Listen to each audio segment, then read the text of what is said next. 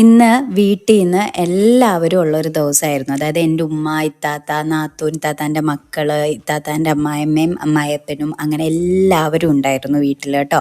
സാധാരണ ഇവർ ക്രിസ്മസിൻ്റെ അവധിക്ക് വരുമ്പോഴത്തേക്കിനും ഒന്നെങ്കിൽ ബിരിയാണി അങ്ങനെ എന്തെങ്കിലുമൊക്കെ ആയിരിക്കും. പക്ഷേ ഇത്തവണ നാടൻ ഐറ്റംസ് എന്തെങ്കിലും മതി എന്ന് പറഞ്ഞു.